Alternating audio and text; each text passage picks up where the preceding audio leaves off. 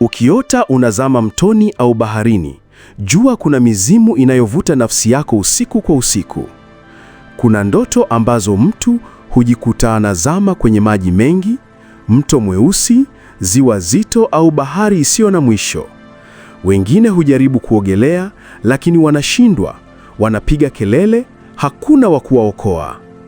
Hii ni ndoto ya roho za vilindini, marine spirits, ambazo lengo lake ni kumeza nafsi yako, kuzuia mafanikio yako na kukufanya utawaliwe na uoga, kukata tamaa na magonjwa ya kiroho.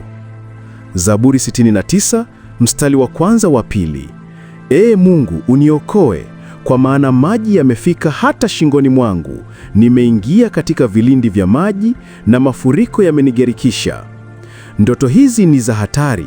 Mara nyingi huambatana na kushindwa kusonga mbele katika maisha, kuhisi umefungwa, kushindwa kusali au hata kuona vitu vimekufa ghafla. Hii ni ishara kuwa kuna mizimu inayofuatilia maisha yako, haswa kupitia milango ya ukoo, tambiko au maagano ya zamani.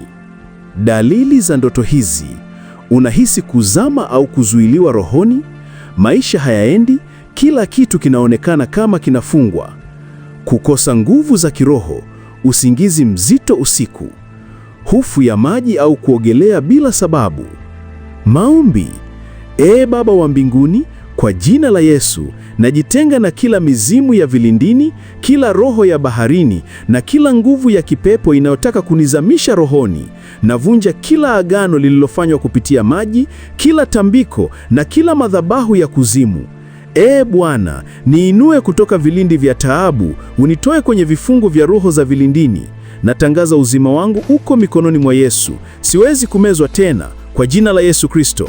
Amina. Kama kuna ndoto inakusumbua au unahitaji ushauri na maombi, namba yangu ya WhatsApp ipo kwenye bio. Nitafute. Amin.